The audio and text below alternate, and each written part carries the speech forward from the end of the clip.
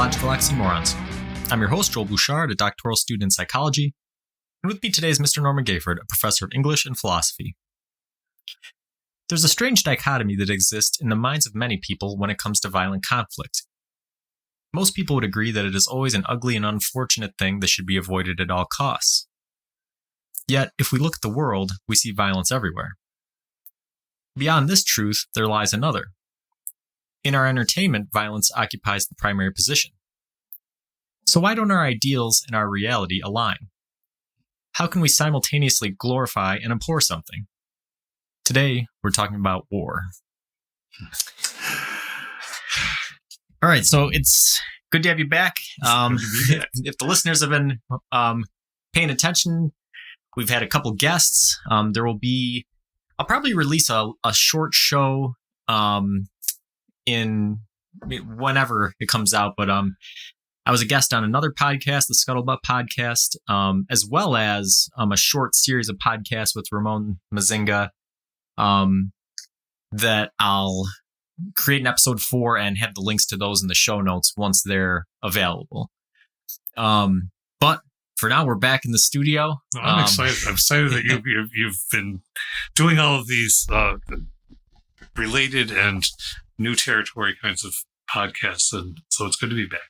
Yeah, we've both been really busy, and we left off on doing some different types of episodes. We did a video episode with The Mandalorian, and we did some of the folktale episodes. So we're back in the studio doing a traditional episode, and it's about a big topic. I think the last thing we joked about was the fact that we wondered where we'd run out of content and when we first started the show, and now we're saying, well, we haven't even done these big topics yet. So war is certainly one of the bigger topics that you can consider. It is. Period. Yes. So what is war? Well, the very difficult thing about this, and anybody who's listening will hear it coming, is that the definition isn't quite as easy as one would like it to be. I have that written down actually. Next to the question, I have what is war, and then I wrote down surprisingly difficult to define. Yes. I'm going to run with this, and then we can do our poke back and forth thing. All right. So I'm taking this from an academic dictionary as well as from A.C. Grayling, the British philosopher. Organized violence. War is organized violence between identifiable political units or groupings. It also implies sanctioning by international law, or else it simply becomes terrorism or gangsterism. It includes subsidiary or peripheral activities such as spying, sanctions, propaganda, diplomacy as pressure. So if we just go with the organized violence between identifiable political units or groupings, there's a whole lot to talk about just in that definition. Yeah. No, that's surprising. I looked at a couple definitions before we started, and I think most of them were more limited in scope than that, because you start to hear about some of the definitions or some of the descriptions within that definition, and some of them don't really include violence at all. Mm-hmm. Okay, sanctioning or subterfuge or these other things.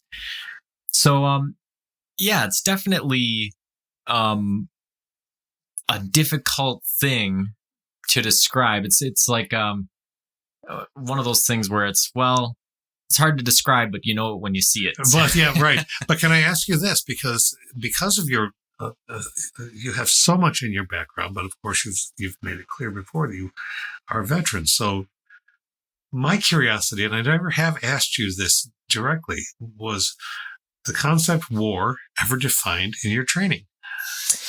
No, it never was. And this is something that's sort of interesting, especially given the current global circumstances, right?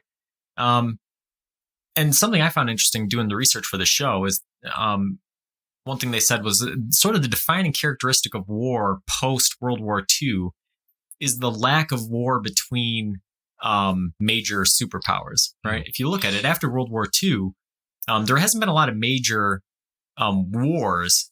There's been a lot of things defined as conflicts or, where you have one power that's vastly superior to another power going in and conducting operations. And the U.S. has probably been the biggest offender of this. If you look, and this is something that Vladimir Putin is saying in Russian media. And again, we talked about it when we did our episode on The Mandalorian. An important part about being a philosopher is not dismissing things out of hand and critically examining things, regardless of how uncomfortable it might make us or the people listening, right? Mm-hmm. But this idea is, Vladimir Putin has essentially said in Russian media, hey, listen, I'm looking out for my country's best interest. And the U.S. does it all the time. They invaded Iraq to get rid of weapons of mass destruction, and there were none, and there wasn't even credible intelligence there were any. Mm-hmm. So what makes us worse than them, right? That's a legitimate philosophical question to ask. It is, even though his basis for asking it might be illegitimate and manipulative. Exactly. But as a question, it is. Just as relatedly, and I'm going to preface this by saying, full disclosure, the Ukrainian people are being savaged in every way that we can possibly imagine, and nothing that you and I are saying in any way points to Vladimir Putin as a good guy. Yeah, there's a difference between glorifying Vladimir Putin and asking the question and pointing out the flaws in U.S. policy. That's something that gets lost. Yeah, exactly. So I just wanted to say that because I don't want to have us misconstrued. And when you get into deep philosophical discussions, sometimes people can misread what's going on. So we're going into a very important topic here that is layered, and so I think we've established that. So related to it, or that question is the question of even how media began reporting on Russia's war against Ukraine, wherein the idea of refugees was so many cultural prejudices were revealed in the first week about, well, we don't expect civilized countries to have refugees. This isn't like, I'm paraphrasing, but the people saying, well, this isn't like refugees in Afghanistan or Syria. Why? It's because they don't look quite like us? Really? We're still going to do that? Or because I want, a couple of journalists, and I believe in journalism, so this is not bashing journalism, but it is always you have to improve, you have to be careful.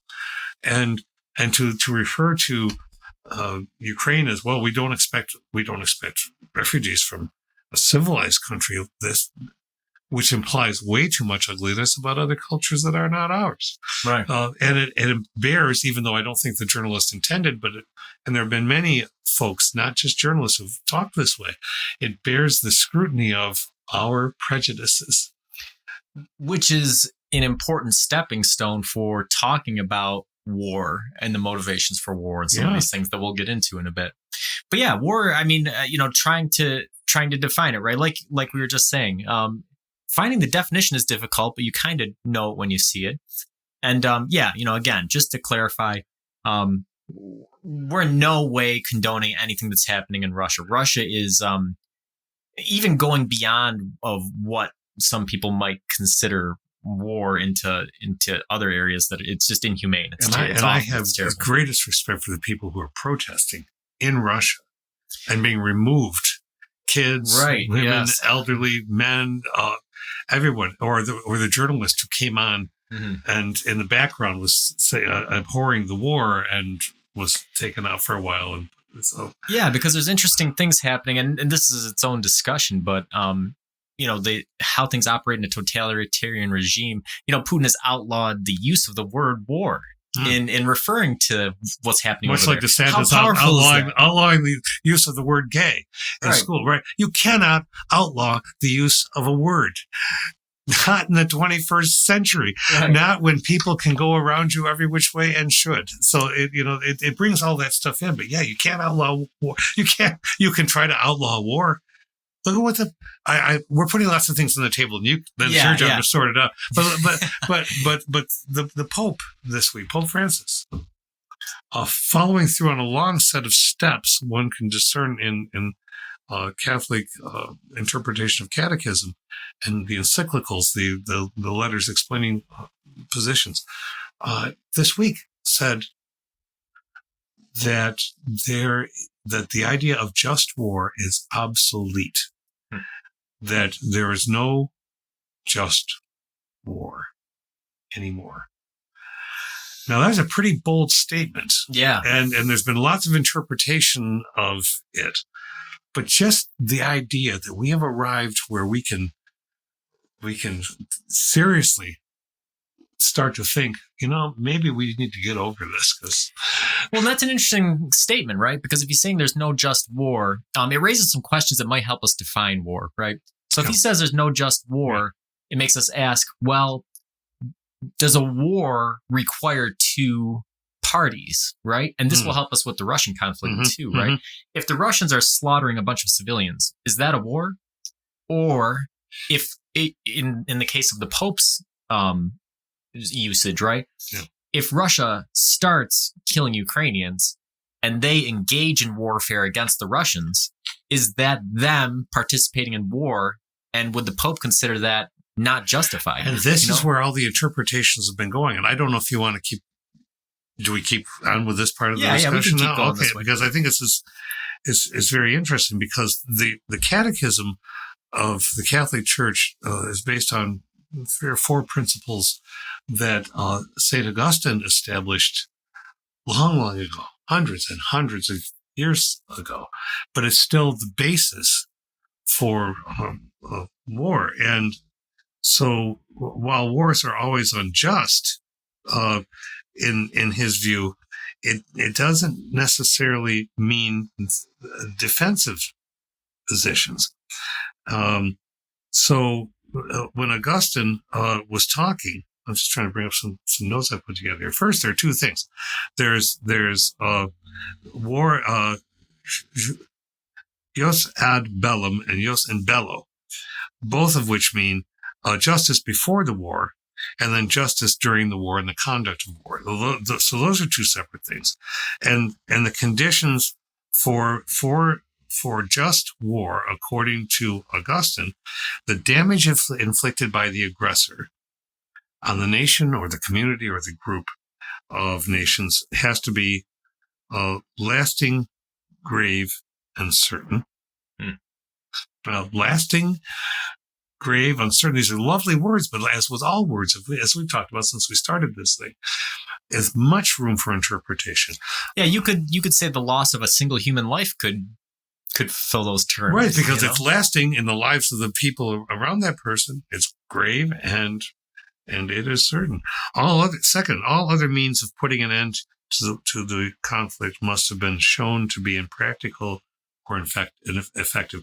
So the damage inflicted by an aggressor on a nation has to meet those things before war can be justified. So there already has to be terrible damage. There must be serious prospects of success. So Augustine, in the late 4th century, was suggesting that you better be pretty sure you have a probability of winning before you do something. And what's the alternative? Is he saying you should surrender if you can't win? This has been the debate for over 1,000 years, and it still isn't solved, is it? So if you can't, because people take issue with that all the time, and understandably, you mean we don't have a war unless we know we can win it? Well, it's not saying certain. It just needs to be serious prospects. And then the 4th one, the use of arms must not produce evils and disorders graver than the evil to be eliminated. And that, of course, changed enormously with the development of atomic and nuclear weapons, biological weapons, chemical weapons, the likes of which make mustard gas seem light. And it wasn't. It was a horror. But we are capable of making such things now, and have been, that's part of what I think underlies the Pope's position is that there's the weapons themselves create more problems.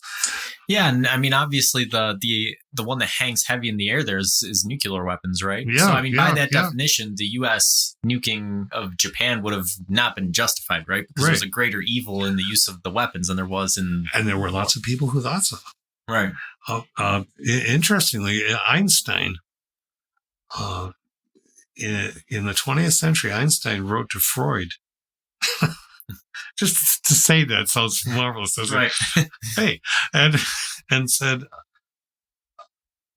is it possible for humans not to have war? Why is it that we do this? Because science can't explain it. That was Einstein's position. And said, well, we weren't into neurology and all of those things. The person you talked to this week, not Craig. Keelan Cooper. Keelan, I think would pick up on that. And Freud said, well, violence and inequality are natural to mankind. So he got off easy. He just said, well, it's natural. Well, thankfully, we've examined that a lot more. We haven't come to final answers yet, but is it possible for us not to be a violent species? Is a very important question. Is it possible for us to say, no, there are other ways not to engage in war?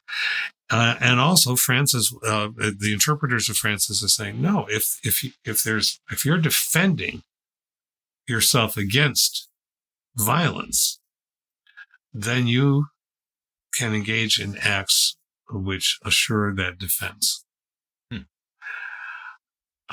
So, yeah, we're already seeing with that brief description, like how complicated and strange this concept is in this definition.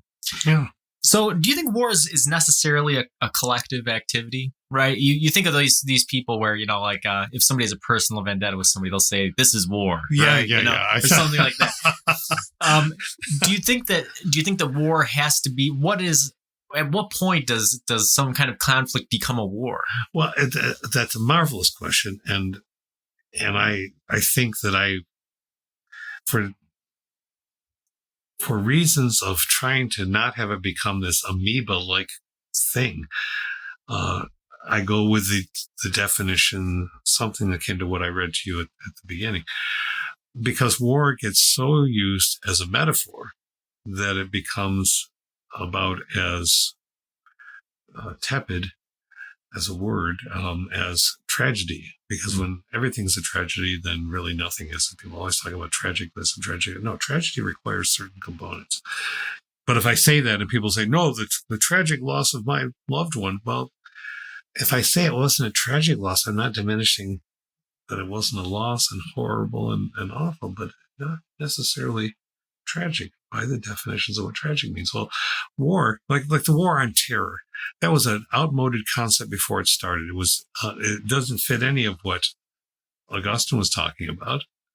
And I rather like the fact that at least he put those out there and we're still discussing them. You can't have a war on an idea because you don't have, while you might argue that you have separate parties, you can't, just as you talked about with Putin. Oh, no, we're not using the word war. Well, that's a war on a word.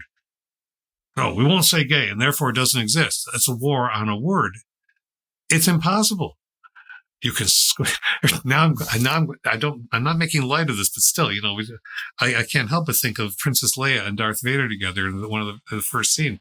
The more you squeeze, the more things will slip between your fingers, right? Yeah, it can be no more true than if you're talking about some conceptually abstract thing, right? You can never rein something like that in or replace it from it. No, can I make war on somebody? No, I can terrorize them. I can bully them. There are plenty of bullies from political parties on down there, but to individuals, they're bullies. And bullying is a horror of it in and of itself. So to say bullying instead of war doesn't diminish either concept. But I think at some point, when you say people think we know what a war is, well, a war, and not so very long ago, and even within my lifetime, was guys with these uniforms and people in these uniforms with this flag and this flag lob things at each other in the hope of one of them winning. Well, that doesn't necessarily hold. It doesn't make it's violence. Yeah, I'm thinking about it, so the question was about, the scale that we need to determine what is war. Right. And that's probably not a great question, right? Because I'm thinking about it like, okay, well, a person against a person, right? That's not really a war. And I've had situations in my life. There was one point in my life where me and 4 of my friends got in a fight with about 20 other people, which is a story for another time. But you still wouldn't call that a war, right? No. So, and even scaling up farther than that, I think with the war, part of sort of the necessary description is, I feel like there has to be some sort of guiding leadership. There has to be a strategic component in addition to a tactical component. So it can't just be violence. It has to be guided, directed violence in some aspect. If there's no guiding, directing force, I don't know if it can ever really be considered war. It can be a conflict, it can be a fight, it can be some of these other things, even a massacre. But I think a war, you have to have some sort of leadership that has goals that it's trying to achieve, Well, this is why the insurrection of January 6th in this country, some people refer to that as a war on democracy.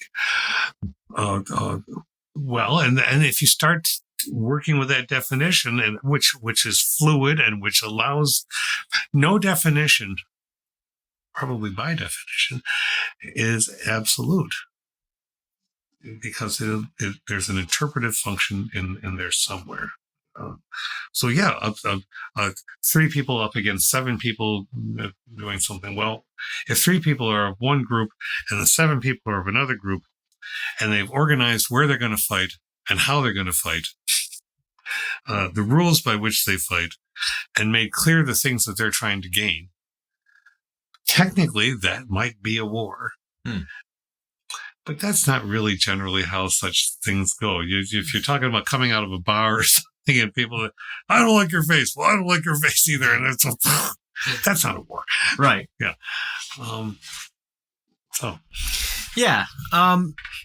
So what does separate war from other types of conflict then? I think that this sort of guiding leadership and goals and these sorts of things are components of it. Yeah. And I think that scale is still kind of an interesting concept. It is. I agree. How can we better define it before we continue on? What else do you think we should add in before we start getting into some other questions? I think we, if not necessarily, it's a kind of definition. We recognize what we think of ourselves, just the 2 of us, as necessary in order for it to be called war. Just the fact that we engage in this intellectuality of say, well, before we label it this, most people would just label it, right? Probably because it's a war. Why? Because I said so. But if it's, there are uniforms in the Russia's war against the Ukraine. There are some uniforms in the army of the Ukraine, but there are also lots of individuals who are stepping up. So now you've got civilians or veterans who haven't fought in a long time coming back in, civilians who are volunteering, people coming from other countries. That doesn't change the fact that it's being a war, because the initial act itself,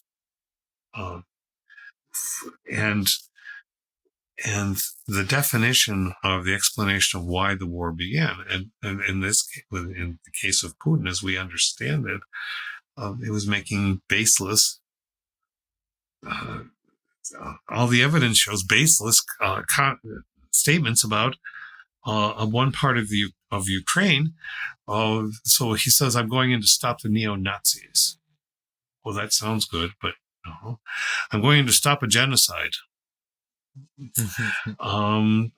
Who's being killed en masse, and you don't have that. And so it's really hard to make that case. Well, if your initial principles for going aren't what you say they are, but then you start talking in speeches and say, well, this is about restoring that which was already ours and never really didn't belong to us, an independence that didn't exist. Now you're having a war of words, trying to essentially say what actually took place didn't take place. And then that doesn't end it being a war, but it certainly makes it much more complicated to think of as a traditional war. It's not World War II. Well, Vietnam was the Vietnam conflict, the Korean conflict. Well, it also became the Vietnam War, but it was part of the Cold War. And the very idea of cold, just, in my time, I'll say that.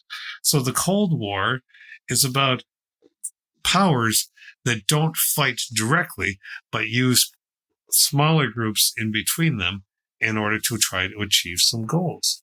Yeah, it's kind of that's that part of that definition you read at the beginning of the show, this sort of, subterfuge or intelligence, all these sorts of sanctions, that sort of stuff, being part of a war. Do you think that so territorial identity is probably necessary for war? That's probably what would separate. Yes. So scale. I mean, even if you have a bunch of people fighting, right? Yeah. If they don't have a place that they're fighting for, right? So I think that you have to have a place. There almost has to be a home base. There almost has to be a leadership. There has to be a guiding principle or objectives. And then I think that scale might be the last piece of that puzzle. Mm-hmm. But I think that now we're sort of triangulating this definition a little bit. We're kind of getting there. I think that we are. Einstein's thought when he wrote to Freud, just as an anecdote, was that there really needed to be a world government, because if you have a world government, I know that's a phrase that just sends people off the deep end into biblical prophecy or into all kinds of survivalist mentalities. But he thought, if you have a world government, people thought the League of Nations, the predecessor to the United Nations, would work in stemming wars. And there are those who, including the Pope, who have argued that we have now enough institutions. In the explanation of what was said, there are enough institutions in place that ought to be able to make war obsolete. Because if you have diplomatic, you apply political pressure, you apply sanctions. It doesn't mean the war is going to end within minutes or hours or days. But it does mean that the scale might be contained. Yeah, it's sort of cutting off oxygen to the fire, right? The fire might ignite, but it's not going to burn through everything if it doesn't have fuel. And I think we're starting to see that with Russia a little bit. And it will be interesting to see how long it takes, right? Because I think within the first week of the conflict, you're already starting to see news reports that the economy is going to tank. They can't, it could collapse within days, and now we're a couple more weeks into it and they still haven't collapsed, but you're still seeing the reports coming in more and more, with more and more lines of evidence pointing to them saying this can't go on forever. They can't continue to survive like this. But look at the steps though. They're related to that people get angry about. We should establish a no-fly zone. That's what President Zelensky wants. We say the United States. Now, there are a lot of people in Congress, and the senators and representatives who say, no, we should have a no-fly zone. Well, okay, that sounds good, but to me, and understandably, this is what the people in the Ukraine want. And so anything I say is not tainted by any harm or hurt firsthand. But with that view, if we have American pilots who then encounter Russian pilots, and what happens if they shoot one of our pilots down? We're going to say, oops, that was an accident. Right. Quite probably not.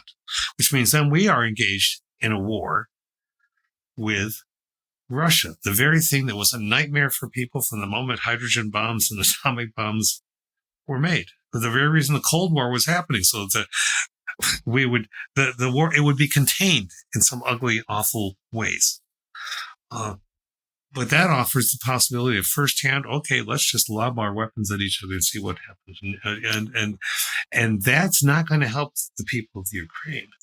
Right. Yeah, they're just going to get caught in a gigantic crossfire, which is something that the major superpowers have been trying to avoid since World War II. There's been a lot of fighting of proxy wars, right? Which you see, Syria was the latest example of that, where rather than U.S. soldiers fighting Russian soldiers, there's U.S. soldiers backing one group and Russian soldiers backing the opposite group, and then those groups fighting each other. And that's the coldness of it. Whereas a hot war is we're shooting at each other directly. So think of it. It's boggling, isn't it?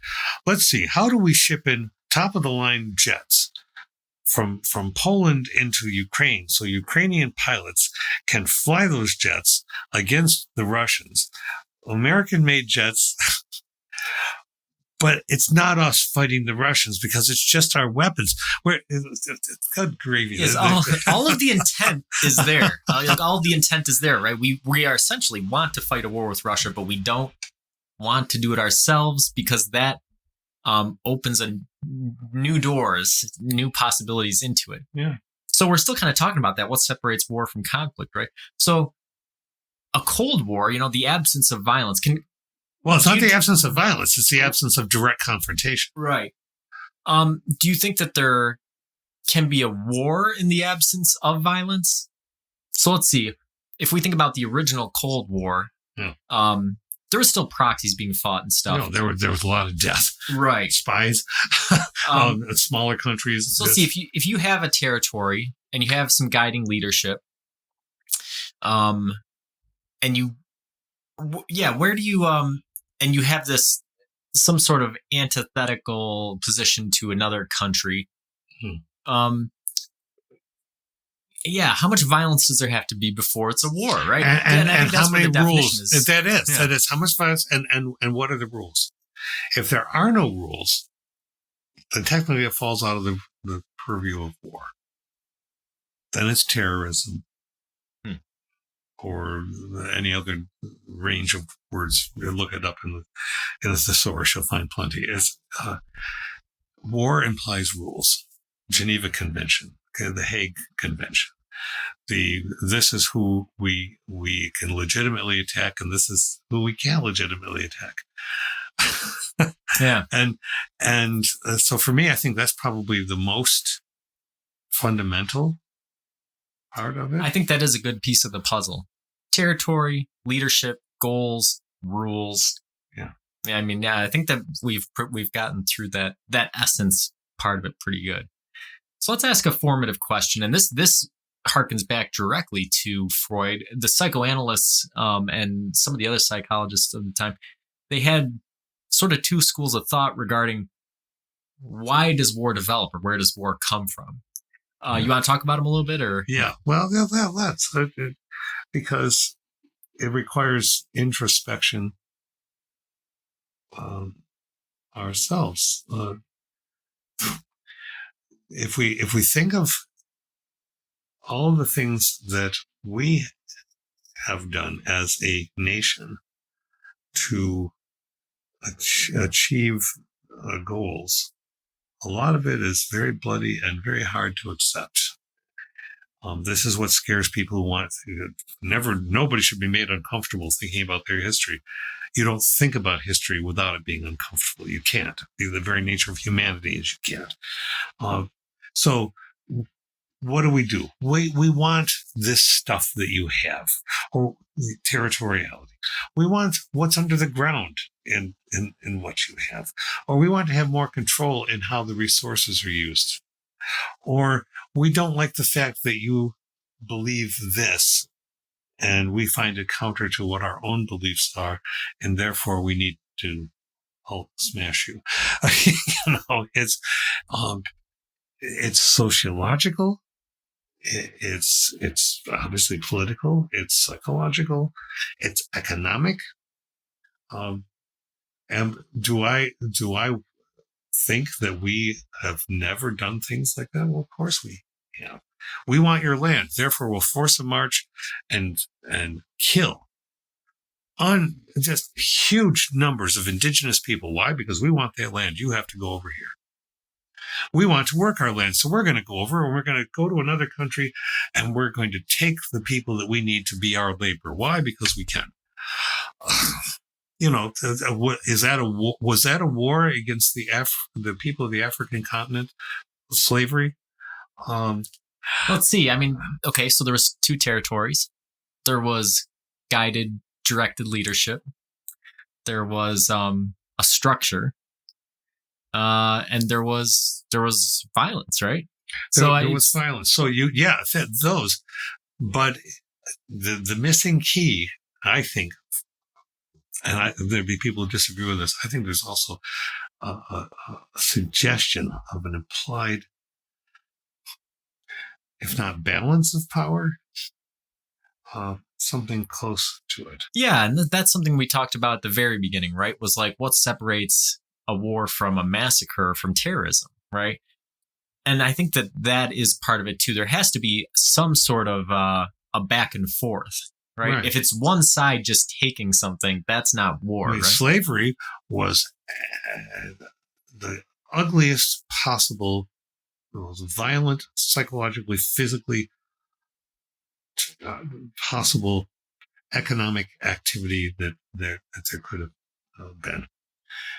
It was terrorism, ripping people out of their complex cultures, saying, nope, we get to, and I'm oversimplifying, but that's, so I think that is a good sort of case study, right? So we define these sort of parameters in the beginning, of territory, guided leadership, structure, rules, these sorts of things. Yeah. Slavery had all of those except for the other side that could fight back. So it wasn't a war.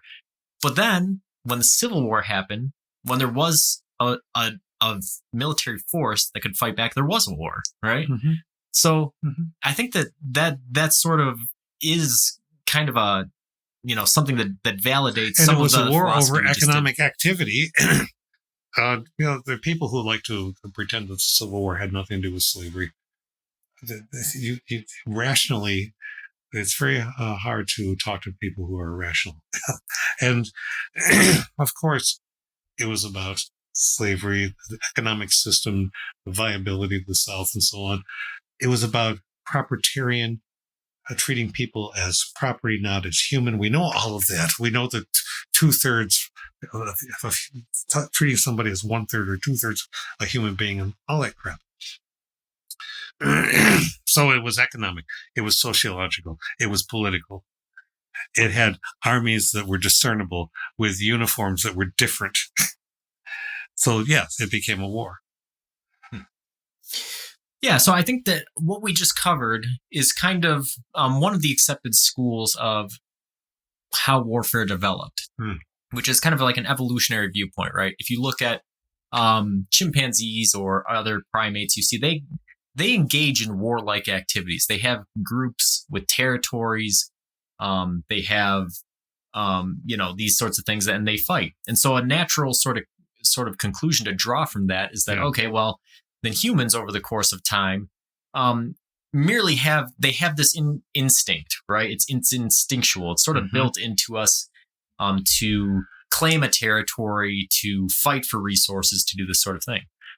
But that isn't the only thought on it. There is philosophers who say, who point to modern day examples, actually. And they say, well, listen, here's a tribe that's untouched by people, that's pacifist. They refuse to fight, right? Yeah.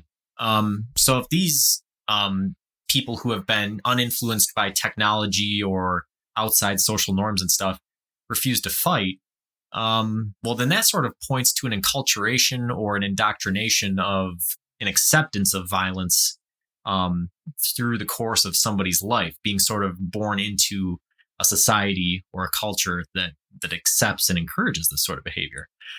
Where do you think what are your instincts on that? Where do you think we fall between those two sort of paradigms? I, as a kid raised in self-taught in science fiction and the pop culture, I wanted to believe that human beings could contain their own violent natures. And I think life has proven out to me that individual human beings are. We are all capable. I think it's arguably sound that we are all capable of violence that we might not think we are. If put in a circumstance of impossible pressure, there's a flawed logic argument in which people try to say, well, you can take a position on any kind of topic related to violence, but if it happened to somebody you knew, somebody did, then you might want to kill somebody. Well, okay, that doesn't prove anything. They might want to kill somebody is not the actual killing of somebody. So I think that I fall in what you just laid out as, yeah, it's hard work, but we are capable of not doing it. Yeah. I think it makes sense to think about a position between those two paradigms, right? Because it does seem pretty logically coherent and almost irrefutable that looking at our sort of ancestral past and the way humankind is developed, they're probably, like you said, I think that there is a violent instinct, and there is something that, like you said, if somebody's put in a situation where flight isn't possible and fighting is in the only response, they're gonna do that. And I think that there is part of that that's hardwired into us. Yeah. But I also think that humans are a rational species, right? We have consciousness and the ability to critically think, and we have the ability to analyze situations. And, I think that outside of that, there are cultures that do encourage conflict and societies that breed that into people. And there's societies that do the opposite. And so it's the way groups within those societies. Yeah. So it's the way that the human prefrontal cortex, right, engages and synthesizes and sort of meta and analyzes the context they were born into and the things that they've been taught and their natural instincts and all this. Yes. And I think that it's not so far outside the realm of possibility to accept the fact that there are violent instincts that are encoded into the human species, but that society and enculturation and individual propensities make it possible for those to be subdued, but that not many societies or cultures go through the effort of prioritizing that. I think you said that very well. Thucydides, of all people, who were writing of the history of the Peloponnesian War, Thucydides said, I'm paraphrasing badly, but he essentially said that war, sort of the idea of realpolitik came from the 20th century. War is an unavoidable extension of political reality. And I'm going to what you just said is no, only if it is taught that it is a natural or irreducible extension of that. I don't think that it has to be. And I think that even as far back as Augustine, as far back as Cicero said that it's much better to have an unjust peace than a just war. Yeah. There's a lot packed into that, so there's but that is a necessarily culture, whether it's the entire culture or it's within the culture training. Nationalism has been inevitably a constant source of warlike tendencies, and that I think comes off of what Thucydides said or observed rather. Yeah. So what have philosophers' stance has been on war historically? You just talked about him. What have some other philosophers said? Are all philosophers pacifists, or have there been philosophers who are? I already know the answer because you know the answer to that because there are some philosophers who are great generals. Yeah, so let's know that all philosophers and leaders are not pacifists, and all philosophy. It's not about war. So no, but some of we have talked about some of the key players, so to speak. Cicero, Augustine. We get up to the 20th century. Bertrand Russell was a high-powered polymath, but a philosopher. And Bertrand Russell thought that the entire planet had to be organized on a same principle. The global government, so to speak. If it were going to be possible for us to stop having wars. But we seem to have this sense that still, well, okay, there are good guys and bad guys. So that's really simplistic, but yeah, Putin's not a good guy. His record all the way back to what he was, his KGB. No. But you can't take a culture's societies and nations declared priorities and export them as if they can put it in a shot and inoculate or vaccinate a planet with those priorities, just because you say, well, you want to be organized according to democratic principles or whatever the principles or Quranic principles, and therefore it applies to the whole planet. But we know that that's partly what jihad is about. We know that's partly what trying to win the hearts and minds of people in a military sense when we're trying to establish democracy everywhere. We're really not, I think, I'm being honest still about it.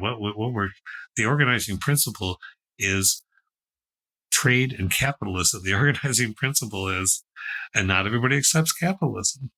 Oh, here goes the guy who's going to talk about Marxism. Well, not necessarily, but I think it's inevitable that it comes up. Why do we really do it? Do we really believe that everybody has the right to think what they think? Do we really believe that everyone has the right to make their own decisions about their own bodies? Whether those bodies are thrown into war or whether those bodies have decisions made for the health of the individual. We like to say that, but we do not say it consistently. We don't believe it consistently. Our nation has proven time and again that is not what we are about yet. It doesn't mean that it can't be, but it's not uniformly what we are about. Yeah, it raises an interesting prospect, right? And I think that it's an important thing to address. I mentioned it in the monologue, talking about how a lot of our entertainment is based around violence. And it's interesting to see what the implicit message is in that, right? Because one thing that you just pointed out was, why we have earlier in the conversation when we were talking about Putin, we had to do a whole lot of clarifying and disclaiming and all of this, is because the trope of storytelling is for there to be a force for good against a force for evil, right? In reality, it doesn't always play out that way because there is no pure evil, and there is no pure good. And lots of times at a national level, there's many other things that have nothing to do with moral precepts that are determining why the war is being fought. So when we look at, it's easier for us to say Putin's a bad guy based off of the things that he's done. And then our instinct based off of our narrative nature is to assume that we must be the good guys fighting the bad guys, right? But then you hear Putin describe his motivations for war and compare himself rather than contrast himself with the United States. And then you start thinking about the things the United States has done. And you start thinking, well, maybe sometimes bad guys fight bad. You don't see the Joker fighting the Sandman very often, right? But maybe that happens. Yeah. Or maybe the idea of labeling somebody as a bad guy is just something that isn't really possible at a national level, given all of the complexities and intricacies. Given the day-to-day decision-making that happens.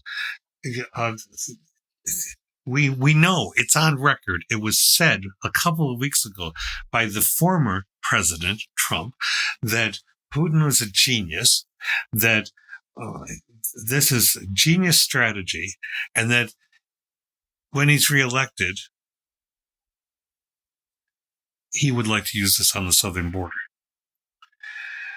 Now, he's always flapping the gums and saying things, so I'm not going to go there. But the very fact that a world leader who was recognized formally as an office holder could speak that way points to there's very little difference. Right. And that's troubling, because that storytelling that you tell, well, there's a reason we tell it, because we want to try to be better than worse.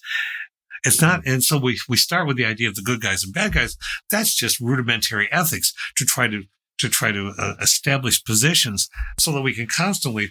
We have to do the hard work of wrestling against not being the bad guy, knowing that to somebody in somebody's life, you're going to be a bad guy no matter what. You might never visualize yourself, and this isn't relativistic. It's just how we go through our days. You don't intend to be anybody's bad guy, but you end up being so. And if that can happen on an individual basis in a local community, it can certainly happen on a national scale or an international scale. Absolutely. So, one more formative question. Do you think that war is still motivated by the same things today as it was in prehistoric humans? Do you think it's still about territory and resources primarily, or do you think that there's other reasons that we fight now? I think we cloak it in other reasons, but I still think primarily it's about, not absolutely, about territoriality and resources. Any number of science fiction novelists and futurists who are philosophers and scientists who project and try to see something of what might be coming point to what they refer to as the water wars. When the environment continues to collapse, when people are flooded out of their homes, their islands disappear, the cities, less territory, less real estate, less space, messed up systems of infrastructure. Oh, but there's water over there. Oh, we've got the city in the desert. Phoenix or any number of places. We think we can live anywhere, and we have the right to use up enormous resources in order to live in that place. Why? Because we have the right to live anywhere. And that eventually leads to war, because if some group thinks that it has the right to live anywhere, that means it's putting some other group at risk. So inevitably, there's going to be conflict. I just strayed off the original. Yeah, no. We were talking about if you think war today is motivated by the same thing that it was prehistorically. Yeah. I think that you're right. I think that much like we just talked about, I think that people try to cloak it under different guises, right? I think that it is primarily, in a strange way, right? It's about economics primarily. It is about having enough territory for your people to occupy and having enough resources for those people to survive. Mm-hmm. That is the number one primary instance for war, which sounds like it's bred out of necessity. But in the case of, let's say, the United States, right, it might be more bred out of greed or excess. If you think about wars fought for oil, right? Or unwillingness on a heavily aggressive scale to think past the current models. Fossil fuels have not been around that long, but we act like it's the only answer to everything. Mm-hmm. And when people are really pressed to it, and all this talk about how expensive gasoline has been for a few weeks and how it's changing lives, and I'm not mocking that, but I'm thinking, okay, right. So am I going to support a war somewhere else that this is what any individual is eventually probably thinking? Am I in support of a war that's going to keep prices of gasoline going up? Gee, let's see. Here's my balance. I want to be able to drive as much as I want to be able to drive. Yeah, sorry for those people. Maybe I just want the gasoline to cost less. There's no way to not argue that it's an economic imperative. Yeah, and I think that you can see that demonstrated in like it's a pretty common thing on social media right now for people to say, oh well, Americans are complaining about gas prices while Ukrainians are just trying to survive. How selfish, right? But really, again, those two things are based on this sort of economic model, right? For the United States, it's as simple and as as gasoline prices. For the Ukrainians, it's still about territory and resources. It's still an economic battle on some regard. Yes. But I think that the change in modern warfare versus ancient warfare is now the sophistication of modern governments attempt to cloak it in ethical light based off of our cultural storytelling. Whereas in the past, it was just openly about economic battles. Right? Yes, I think that's the distinction. And one can say all one wants to, well, this is just about defending my country. No, when you go into another country and you ravage it, and you say, well, it was originally part of you anyway, and so they are, because I snap my fingers and say I don't recognize that they ever were independent. This is all ours. We love them. Right. How would we react? It's as simple as this. It's just that we because we don't like to think about this, because after all, we're separated by oceans and all that stuff. How would we react to people? This is why the alien invasion thing used to work for me. Suddenly, some other species arrives at this island, Earth, and says, we need you for food. We need all of your resources, and we'll leave your rock an empty husk. But you were going to do that anyway.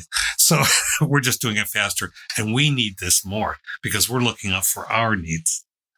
That little, I'm just looking out for my needs, is a fallacious argument. Yeah, well, I mean, you could look at it two ways. It can either be fallacious or it can be the way of nature, right? Because Stephen Hawking was it Hawking who said that about alien species? He said, we should not be trying to contact these species because it's going to be very similar to Columbus and the Native Americans, right? And if you look at nature, there's a lot of other species that are observed to engage in warfare according to certain descriptions. Ants and other primates and these sorts of things.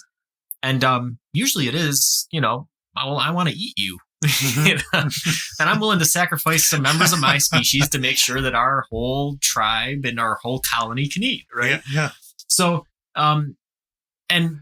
we've talked about that before on the show, right? Is that we put an ethical spin to it, and whether or not you consider that valid is based off of your own principles. And I would never, tell people what is right or wrong. But, some people are vegans, right? Because they think that eating animals is wrong because of, the animals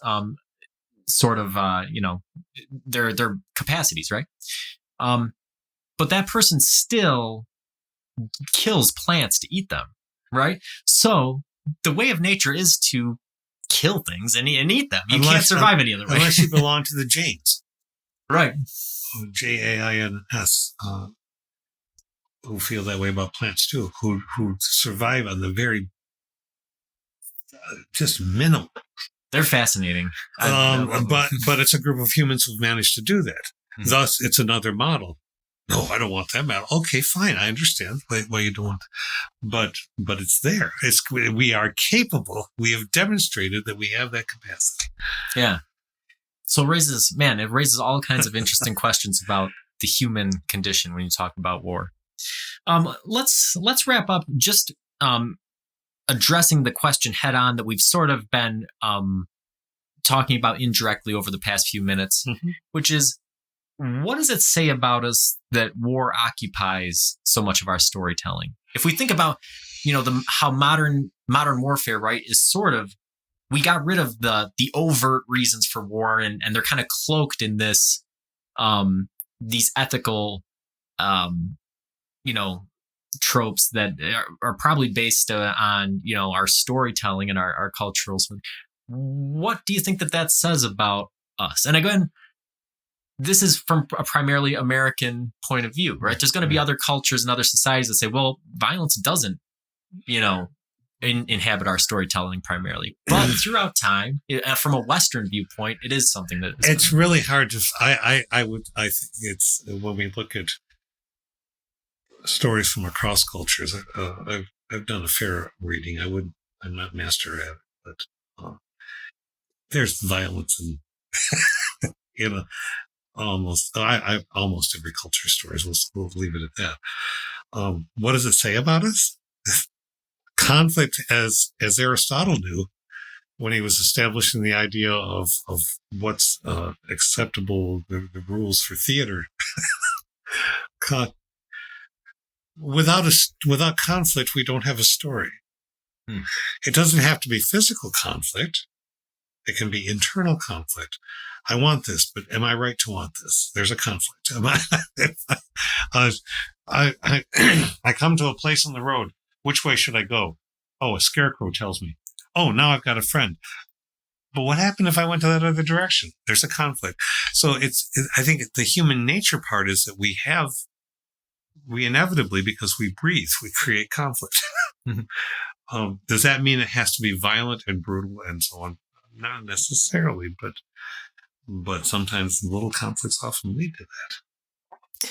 And I think that is, it does relate to what we were just talking about, right? This survival is conflict in some regards. And if war comes back to the economic precepts of having territory and having resources, then like we just talked about, it takes resources to survive. Are we coming into conflict with a plant when we cut it down and it's primed to eat it, right? Yes. That's a battle of living things in some regard. It is. And they've developed different strategies. A plant might develop the strategy of very quick reproduction and growing in adverse environments in order to spread all over the earth so that the number of them that get eaten is much less than the number that can continue to thrive. But it's still a conflict, right? There's still parts of this species that are getting destroyed for this. And so that part of it is sort of built into life. It is built into life, but I think that our storytelling is certainly entertainment. We've entertained ourselves since we could use language. But I think there's more to that.